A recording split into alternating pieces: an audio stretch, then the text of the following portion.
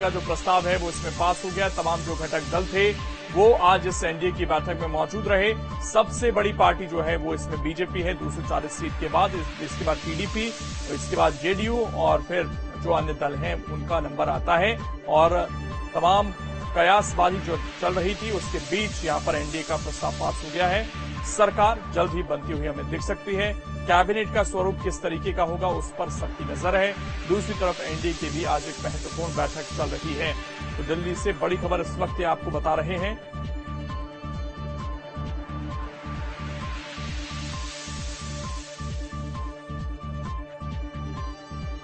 मोदी को तीसरी बार पीएम बनाने का जो प्रस्ताव है वो इस बैठक में रखा गया और एनडीए का नेता नरेंद्र मोदी को चुन लिया गया है। दिल्ली से बड़ी खबर इस वक्त आपको बता रहे हैं। यहां पर आपको बता दें कि एनडीए की बैठक में प्रस्ताव पास हो गया है और तीसरी बार नरेंद्र मोदी देश के प्रधानमंत्री बनेंगे। उनको एनडीए का नेता चुन लिया गया है। बहुत ज्यादा अब यहां पर किंतु परंतु की स्थिति नहीं रह गई है और एक स्पष्ट जनादेश यहां पर एनडीए को मिला था 292 सीटों का और फिलहाल उसी स्वरूप में सरकार बनती हुई यहां पर दिखाई भी दे रही है। ये देखिए, ये तस्वीरें आपके सामने हैं जहां पर टीडीपी के अध्यक्ष चंद्रबाबू नायडू, नरेंद्र मोदी, जेपी नड्डा, इसके अलावा आपको चिराग पासवान और तमाम जो बड़े नेता हैं वो इस बैठक में मौजूद थे। और देखिए, घटनाक्रम बहुत तेजी से बदलता हुआ दिखाई दे रहा है। इसी पर ज्यादा जानकारी के साथ हमारे सहयोगी अमित इस वक्त जुड़ गए हैं। अमित, प्रस्ताव पास हो गया, इसके बाद की जो प्रक्रिया है वो क्या है अब यहां से?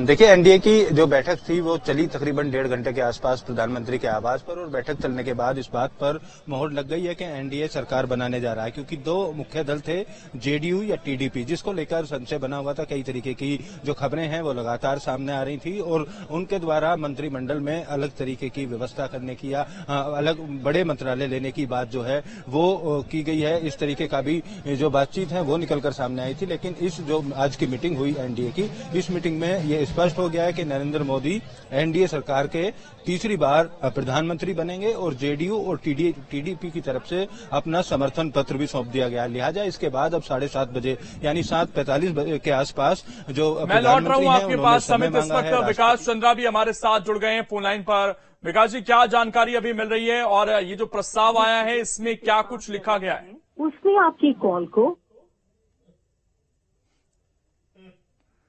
दोबारा से हम जुड़ने की कोशिश करेंगे। आपको बता दें कि आज एक बैठक हुई और ये जो तस्वीरें सामने आई हैं इसमें फिलहाल जिस तरह की बॉडी लैंग्वेज है उससे देखकर तो नहीं लग रहा कि एनडीए में इस वक्त किसी भी तरह की कोई तकरार देखने को मिलेगी। और क्योंकि ये चुनाव से पहले का अलायंस था और जाहिर बात है चुनाव एनडीए के पक्ष में आया है, बस बीजेपी यहां पर अपने दम पर जो है वो समर्थन हासिल नहीं कर पाई 272 का, लेकिन एनडीए के पास वो स्पष्ट आंकड़ा है। अमित हमारे साथ जुड़े हुए हैं। अमित, आप अपनी बात पूरी कीजिए।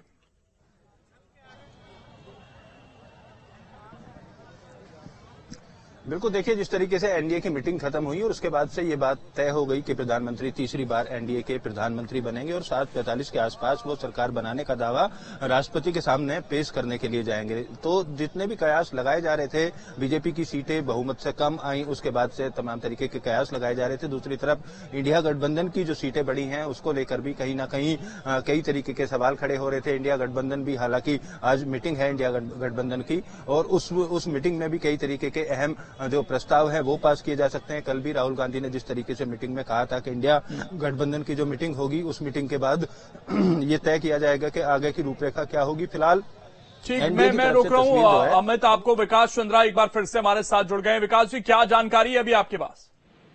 जी देखिए, एनडीए की बैठक समाप्त होगी लगभग 5:30 बजे। उसके बाद ये कयास लगाए जा रहे थे कि शायद आज ही एनडीए के सभी घटक राष्ट्रपति को जाएं और सरकार बनाने का दावा पेश करें। लेकिन अब जानकारी आई है कि 7 तारीख को जो एनडीए पार्लियामेंट्री पार्टी की जो बैठक पार्लियामेंट हाउस में होने वाली है, सेंट्रल हॉल में 11 बजे, यानी सभी एनडीए सांसदों की बैठक होगी और उसी में नरेंद्र मोदी को नेता चुना जाएगा। तो वो प्रक्रिया पूरी होने के बाद अब 7 तारीख को ही अब एनडीए के सभी जो नेता हैं वो राष्ट्रपति के पास जाएंगे और सरकार बनाने का दावा पेश करेंगे और अपना समर्थन पत्र साथ लेकर जाएंगे कि वो सभी एनडीए के लोग घटक दल एक साथ हैं। तो जो आज कयास लगाए जा रहे थे, अब 7 तारीख को ही एनडीए की पार्लियामेंट्री पार्टी की बैठक के बाद ही अब राष्ट्रपति के पास सभी नेता जाएंगे सरकार बनाने का दावा पेश करने। इसमें लेकिन दो चीजें आपसे मैं समझना चाहूंगा। एक तो ये जो डिले हुआ है, इसके पीछे कोई कारण नजर आता है या ये एक सामान्य प्रक्रिया है? और दूसरा, जो तस्वीरें सामने आई हैं उसमें तो माहौल ऐसा लग रहा है कि कोई तकरार जैसी बात नहीं है। नीतीश कुमार के चेहरे पर मुस्कुराहट है, चंद्रबाबू नायडू मुस्कुरा रहे हैं, प्रधानमंत्री नरेंद्र मोदी के चेहरे पर भी मुस्कुराहट है। जी, बैठक में ऐसी कोई बात अभी तक सामने निकलकर नहीं आई है और सभी लोगों का बॉडी लैंग्वेज बड़ा ही नॉर्मल था और सब अपने अपने राज्यों से चलने के पहले भी लोगों ने कहा कि वो एनडीए के साथ है और एनडीए की ही सरकार बनेगी। और इसमें डिले वाली बात नहीं है, प्रक्रिया की बात है, क्योंकि ये 2 बार की प्रक्रिया हो जाती कि एक बार आज अगर एनडीए के सभी नेता जाते और वो बताते राष्ट्रपति को और दावा करते कि इतनी की सहमति है, फिर प्रक्रिया है कि जो नेता संसदीय दल चुना जाता है फिर वो राष्ट्रपति के बाद जाता है। तो मुझे लगता है कि 2 बार ना जाके एक ही बार ये लोग जाएंगे जब प्रधानमंत्री नरेंद्र मोदी को संसदीय दल का नेता चुन लिया जाएगा, यानी एनडीए संसदीय दल का नेता जब चुन लिया जाएगा तो 7 तारीख को ही जाएंगे और सरकार बनाने का दावा पेश करेंगे। पहले से ये जानकारी है कि 8 तारीख को प्रधानमंत्री को शपथ लेना है, तो 7 को दावा पेश करेंगे, उसके तुरंत बाद राष्ट्रपति से उनको आमंत्रण मिलेगा और 8 तारीख को जाकर के वो प्रधानमंत्री नरेंद्र मोदी तीसरी बार शपथ ले लेंगे। जी, एक चीज और यहां पर आपसे समझना चाहेंगे, एनडीए का हालांकि कुनबा बहुत बड़ा था और आज विपक्ष इस पर सवाल उठा रहा है कि उत्तर प्रदेश से खासकर ओम प्रकाश राजभर, संजय निषाद सरीखे नेता, बेशक वो चुनाव हार गए वहां पर, उनको क्यों नहीं बुलाया गया, ये क्या दर्शा रहा है? उसको लेकर विपक्ष जरूर तंज कस रहा है। जी नहीं, इन लोगों को नहीं बुलाया गया है, इसमें उन्हीं नेताओं को बुलाया गया था कि जिन पार्टियों के एनडीए घटक के उन दलों को बुलाया गया था कि जिनके सांसद चुनाव जीते, यानी जिनके प्रत्याशी चुनाव जीते हैं, यानी जिनके लोगों के सदस्य चुनकर दिल्ली आए हैं, उन्हीं दलों के नेताओं को बुलाया गया था। अगर आप एनडीए के चुनाव को देखें तो वो 36 के ऊपर जाता है, 36 पार्टियां इस समय, उससे भी ज्यादा है, अगर कई छोटे छोटे संगठन भी है, तो उन किसी को नहीं बुलाया गया था। सिर्फ उन्हीं लोगों को बुलाया गया था कि जो लोग जिनके सांसद जीते हैं, जिनके सदस्य जीते हैं। तो इसमें बहुत, क्योंकि इसको लेकर के कई सारे सवाल खड़े हो जाते हैं कि आखिर बहुत सारे लोगों को क्यों नहीं बुलाया गया, तो बीजेपी की तरफ से स्थिति स्पष्ट की गई कि उन्हीं लोगों को बुलाया गया कि जिनके उम्मीदवार जीते हैं। एक चीज और आपसे विकास जी समझना चाहेंगे, क्योंकि बड़ी किंतु परंतु की स्थिति है और ये शायद अब क्योंकि 7 तारीख का समय तय हो गया तो इस पर शायद और चर्चा होती रहे, विपक्ष इस पर जरूर टीका टिप्पणी करता रहे। ये जो अभी संख्या हम एनडीए की देख रहे हैं लगभग 292 की, जो समर्थन पत्र एक बीजेपी लेकर जाएगी राष्ट्रपति के पास, क्या ऐसी भी संभावना हो सकती है कि जो कुछ निर्दलीय अदर्स जीत कर आए हैं उनको भी उसमें कुछ शामिल कर इसको 292 की जगह 294, 295 दिखाकर अपने आप को और मजबूत दिखाने की कोशिश क्या हो सकती है? इस तरह की कोई चर्चा दिख रही है क्या? जी बिल्कुल, इसकी संभावना बिल्कुल है कि जो अगर कोई निर्दलीय का समर्थन मिलता है तो एक तो होता है कि जो राजनीतिक दल हैं, घटक दल हैं, उनका समर्थन पत्र अलग होता है और जो निर्दलीय होते हैं वो व्यक्तिगत तौर पर, मान पर्सनल कैपेसिटी में उनका भी पत्र उसमें लग जाता है कि इनका भी समर्थन है, और ऐसा होता भी आया है। लेकिन अभी तक ये बातें सामने नहीं आई है कि किसी निर्दलीय ने भी अपना समर्थन दिया है प्रधानमंत्री नरेंद्र मोदी को। हो सकता है कि जब दावा पेश करने जाएं तो उसके पहले कुछ निर्दलियों का समर्थन इनके पास आ जाए, या कोई छोटा और दल जिसके 1-2 सदस्य हों वो अगर आना चाहे तो आ जाए, तो ऐसा हो सकता है। और इसके पहले भी ऐसा हुआ है और कई बार देखा गया है कि जब हाउस में अगर निर्दलीय का समर्थन सरकार बनाते समय, दावा पेश करते समय अगर नहीं रहा है, तो जब विश्वास मत जीतने का मौका आता है तो उस समय निर्दलीय खड़े होकर के वोट कर देते हैं, तो वैसा भी होता है। लेकिन अभी की जो राजनीतिक स्थिति है, अगर उसी की बात कर ली जाए सिर्फ, तो जो एनडीए के खाते में जितनी सीटें हैं उसका समर्थन पत्र प्रधानमंत्री नरेंद्र मोदी को आ गया है।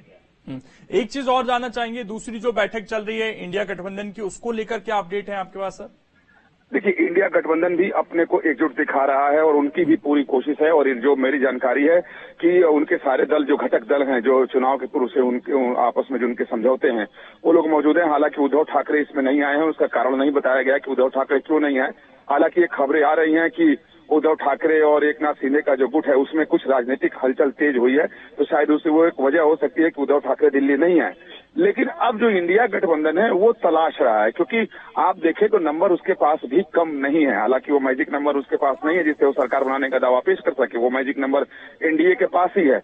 लेकिन नीतीश कुमार, चंद्रबाबू नायडू ऐसे हैं जिसको लेकर के राजनीतिक तौर पर बहुत सारी अटकलें लगाई जा रही हैं कि क्या नीतीश कुमार पाला बदल सकते हैं, चंद्रबाबू नायडू पाला बदल सकते हैं। तो विकल्पों की तलाश पर भी उनके यहाँ बैठक हो रही है कि आगे की राजनीति क्या हो, आगे की राजनीति की दशा दिशा क्या हो। क्योंकि इंडिया गठबंधन के लोगों का मानना है कि जिस तरीके की सरकार बनने जा रही है, प्रधानमंत्री नरेंद्र मोदी का जो टेम्परामेंट है, वैसे में वो गठबंधन की सरकार कितने दिनों तक चला पाएंगे। तो भविष्य को की राजनीति को देखते हुए अपनी राजनीति के रास्ते को और दरवाजे को खोले रखो। तो उनके यहाँ भी अपने को बनाए रखना और आगे की राजनीति और रणनीति को तय करने के लिए बैठक चल रही है। एक चीज और थोड़ा आपसे समझना चाहेंगे, ये जो 6 और 7 तारीख, क्योंकि आपने कहा कि 8 तारीख को सरकार का गठन हो सकता है, तो उस वक्त क्या जो एक कैबिनेट है वो भी साथ में शपथ लेगा? क्या लंबा चौड़ा कैबिनेट होगा, छोटा कैबिनेट होगा? उसको लेकर कोई चर्चा दिखाई दे रही है या कल परसों ये चर्चा आगे बढ़ेगी? ये निश्चित तौर पर प्रधानमंत्री नरेंद्र मोदी अकेले शपथ नहीं लेंगे, ये बातें साफ हो गई हैं कि उनके साथ कैबिनेट मंत्री और दूसरे मंत्रियों के भी शपथ होंगे, क्योंकि प्रधानमंत्री नरेंद्र मोदी को 12 तारीख को G7 की बैठक में हिस्सा लेने के लिए बाहर जाना है। तो उसके पहले ही, चूंकि डेट को लेकर के भी कई सारी बातें हो रही थी कि आखिर क्या वजह है कि बहुत पहले ही समय अभी है लेकिन शपथ हो रहा है, तो एक जानकारी दी गई कि उनको बाहर जाना है। तो पिछली बार भी आपने देखा होगा कि प्रधानमंत्री के साथ कई सारे केंद्रीय मंत्रियों ने शपथ लिए थे, तो इस बार भी वह होगा। लेकिन इसमें दिलचस्प ये होगा और देखने वाली बात ये होगी कि जो घटक दल है, एनडीए के घटक दल हैं, उसमें से किन किन दलों को कौन कौन सा पोर्टफोलियो मिलता है और क्या कुछ होता है, तो वो अभी चीजें बाहर आने वाली वो है। और वो मुझे लगता है कि 7 तारीख तक स्थिति साफ हो जाएगी। उद्धव ठाकरे का नहीं आना क्या यहाँ पर इंडिया गठबंधन को एक चिंता पैदा करता है? और क्या ये अगले 2 दिन में जो आज नीतीश कुमार या टीडीपी की बात हो रही है सबसे ज्यादा, क्या यहाँ पर बीजेपी अपने आप को एक और सहयोगी को जोड़कर मजबूत कर सकती है अगले 2 दिन में? देखिए, उद्धव ठाकरे का नहीं आना राजनीतिक जो सरगर्मी है, राजनीतिक चर्चाएं हैं, उसको तेज जरूर कर दिया है। जैसा मैंने पहले कहा कि उद्धव ठाकरे और एकनाथ शिंदे गुट को लेकर के कई खबरें आ रही हैं। तो बताया जा रहा है, कई खबर आई कि एकनाथ शिंदे गुट के संपर्क में जो नवनिर्वाचित जो सांसद है उद्धव ठाकरे गुट के, वो लोग संपर्क में हैं और एक दूसरे के संपर्क में हैं, परिस्थिति बदल सकती है। तो मुझे ऐसा लगता है कि कुछ ऐसी स्थिति उत्पन्न हुई है जिसकी वजह से उद्धव ठाकरे दिल्ली नहीं आ रहे हैं। और जब राजनीति की स्थिति संभल जाएगी तो शायद आए, यानी जो जानकारी है कि वो 1 दिन बाद आएंगे, यानी उद्धव ठाकरे दिल्ली आएंगे। शुक्रिया विकास जी आपका जुड़ने के लिए। नजर बनाए रखिएगा, तमाम जो हलचल है वो हो रही है और ये एक फोटो बताने के लिए काफी है कि एनडीए इस वक्त एकजुट है, वहां पर कोई दिक्कत फिलहाल नहीं है और बहुत स्मूथ जो एनडीए का प्रोसेस है वो अभी तक दिखाई दे रहा है, चाहे वो बॉडी लैंग्वेज की बात करें। जबकि इंडिया गठबंधन को लेकर एक सवाल उठता हुआ भी दिखाई दे रहा है। हालांकि देखिए बहुत जल्दबाजी होगा, लेकिन उद्धव ठाकरे नहीं पहुंचे इंडिया गठबंधन की बैठक में।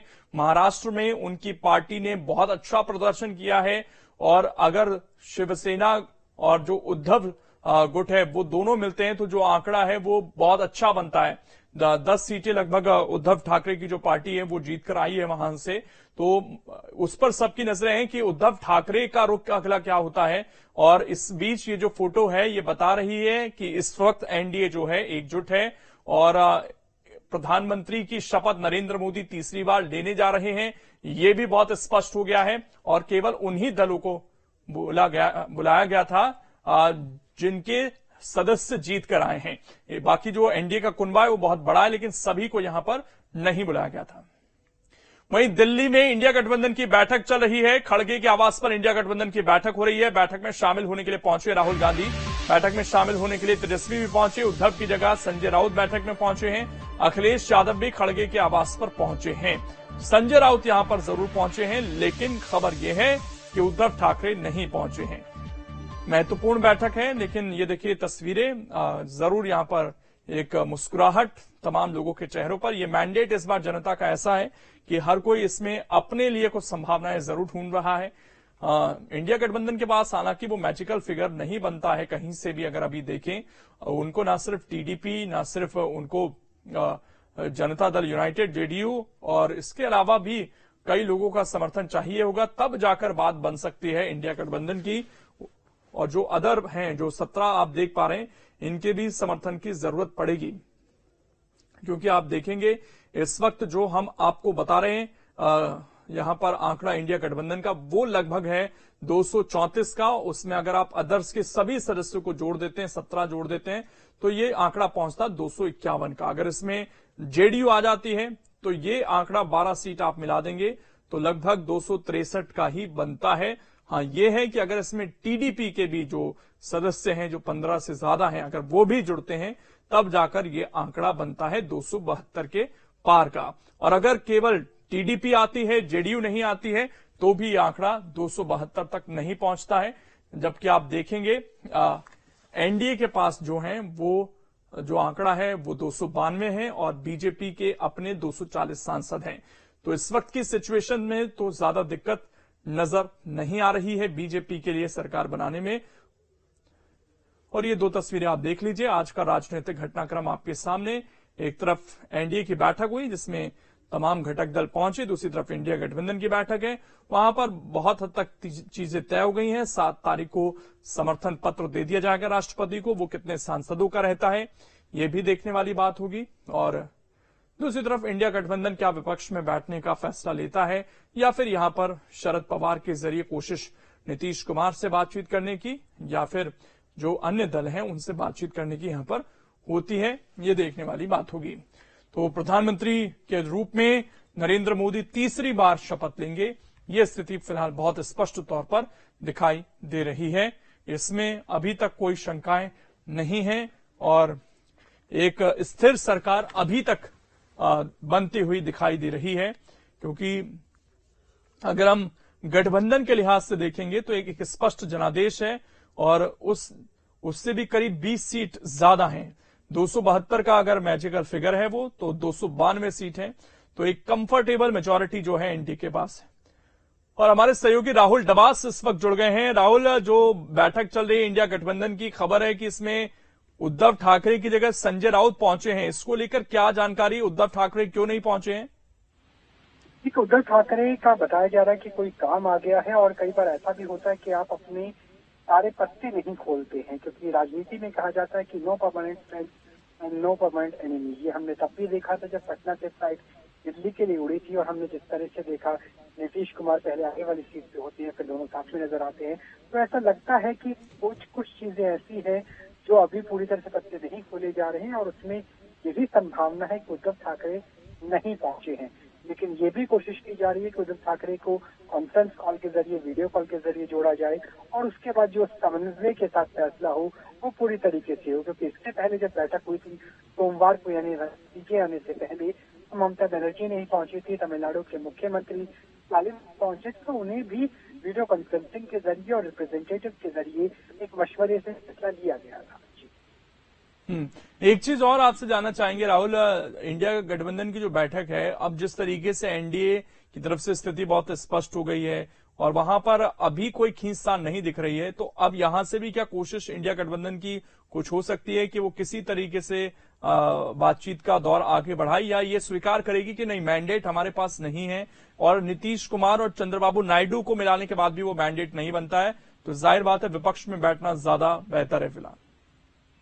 देखिए, फिलहाल कोशिश की जाएगी सरकार बनाने को लेकर के। इसके पीछे की वजह यह है कि जिस तरीके से दो बड़े नेताओं का बयान आता है, जिस तरह से आरजेडी का बयान आता है, शिवसेना का बयान आता है, और उनके बड़े नेता ये कहते हैं कि सरकार बनाने की कवायद अभी खत्म नहीं हुई है, लिहाजा अभी कोशिश की जाएगी। ऐसा लगता नहीं है कि कोशिशें रोक दी जाएगी ताकि एक पैनिक बाइंग सिचुएशन भी हो सके। क्योंकि अगर इंडिया अलायंस की तरफ से कहा जाता है कि हम भी सरकार बनाने की जद्दोजहद में है, तो जो बाइंग स्थिति है, जो बाइंग कैपेसिटी है, वो टीडीपी की ज्यादा हो जाती है और उसके साथ जेडीयू की ज्यादा हो जाती है। क्योंकि जिस तरीके से मंत्रिमंडल का गठन किया जाना, इसमें संभावना लेगा।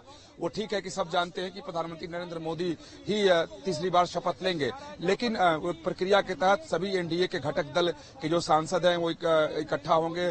11 बजे का टाइम है 7 तारीख को पार्लियामेंट के सेंट्रल हॉल में, और वहां वो बैठक होगी और उसमें प्रधानमंत्री नरेंद्र मोदी को नेता संसदीय दल चुना जाएगा। जब वो नेता चुन लिए जाएंगे तो फिर उनका नाम जो है वो राष्ट्रपति के पास जाएगा और फिर राष्ट्रपति की तरफ से उन्हें निमंत्रण दिया जाएगा और 8 तारीख को वो शपथ लेंगे। तो ये पूरी एक प्रक्रिया है, उस प्रक्रिया को पूरा करना ही होता है। ऐसा नहीं हुआ कि समर्थन पत्र मिल गया और सीधे राष्ट्रपति की तरफ से उनको आ जाएगा कि आप आए और शपथ लें।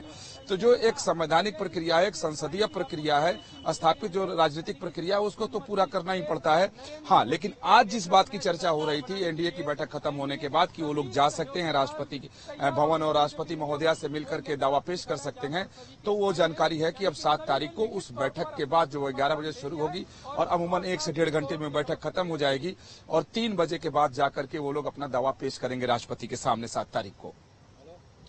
बिल्कुल, हमारे सहयोगी विकास चंद्रा यहाँ पर जानकारी देते हुए क्या पूरी प्रक्रिया आगे की रह सकती है उसको बताते हुए यहाँ पर दो तस्वीरें लगातार बनी हुई हैं और ये तस्वीरें बेहद महत्वपूर्ण हैं। ये बता रही हैं कि आज का जो पूरा राजनीतिक घटनाक्रम है वो क्या है, क्योंकि इस बार लोकसभा चुनाव के जो नतीजे सामने आए हैं उसने कहीं ना कहीं बहुत सारे विकल्पों को खोल दिया है, बहुत सारी पार्टियों को बारगेनिंग की स्थिति में लाकर खड़ा कर दिया है। और इस मैंडेट से कहीं ना कहीं सबसे ज्यादा निराश एक ही पार्टी वो दिख रही है, वो है बीजेपी की। और ये देखिए एक लिस्ट है यहाँ पर एनडीए ग्रुप मीटिंग की, और इसमें जो समर्थन पत्र है ये आप देख सकते हैं। इसमें नरेंद्र मोदी पीएम के रूप में आपको दिखेंगे। इसके अलावा जेपी नड्डा, राजनाथ सिंह, अमित शाह, चंद्रबाबू नायडू, नीतीश कुमार का नाम इसमें आपको दिखेगा। इसमें एकनाथ शिंदे, एचडी कुमारस्वामी, चिराग पासवान, जीतन राम मांझी, पवन कल्याण, सुनील, और इसके अलावा अनुप्रिया पटेल का आपको नाम दिखेगा, जयंत चौधरी का नाम इसमें दिखेगा। तो ये समर्थन पत्र प्राप्त हो गया यहां पर, और एनडीए की जो बैठक है वो समाप्त हुई है। और अभी collected. Why you got that doubt? I don't know. Sir, how was the meeting? How was the meeting, sir? Good. And what about sir, anything? Sir, any what about portfolio? I will talk to you afterwards. तो अभी ये जो समर्थन पत्र है ये नहीं सौंपा जाएगा। ये कहा जा रहा है कि 7 तारीख को हो सकता है दिया जाए राष्ट्रपति को। हालांकि अभी हम इंतजार कर रहे हैं हर एक गतिविधि पर। ये देखिए 21 नाम इसमें हैं, और ये तमाम जो लोग हैं जो जिनके सदस्य जीत कर आए हैं उनको ही केवल इस बैठक में बुलाया गया था। और लास्ट में आपको जेडीयू के नाम दिखेंगे, संजय झा, राजीव रंजन, ये तमाम नाम। तो ये जो बैठक हुई है उसकी आपको बता दें कि एनडीए ग्रुप लिस्ट ये पूरी जो है, राहुल हमारे साथ लगातार जुड़े हुए हैं। राहुल देखिए अब वो लिस्ट भी सामने आ गई है और बताया जा रहा है कि ये समर्थन जो दिया गया है, तो फिलहाल तो सरकार फॉर्मेशन में कहीं कोई दिक्कत नहीं लग रही, ये बहुत स्पष्ट है।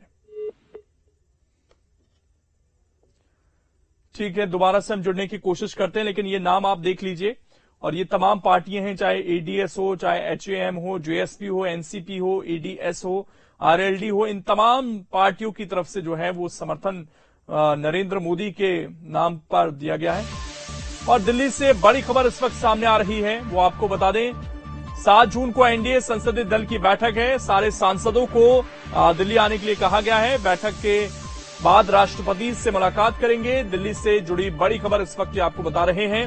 और 6 तारीख का अब बीच में गैप रहेगा। बताया ये जा रहा है कि प्रधानमंत्री नरेंद्र मोदी को G7 की बैठक के लिए भी जाना है, इसीलिए जो पूरी प्रक्रिया है वो थोड़ी जल्दी की जा रही है। और 8 तारीख को नरेंद्र मोदी दोबारा से तीसरी बार कह सकते हैं आपको बता दें कि शपथ ग्रहण करेंगे देश के प्रधानमंत्री के रूप में। और जो स्पष्ट जनादेश दिखा है फिलहाल एनडीए को, उसके अनुरूप यहां पर सरकार बनाने का दावा एनडीए की तरफ से 7 जून को पेश किया जा सकता है संसदीय दल की बैठक के बाद। और उसके बाद नरेंद्र मोदी 8 तारीख को शपथ ग्रहण कर सकते हैं।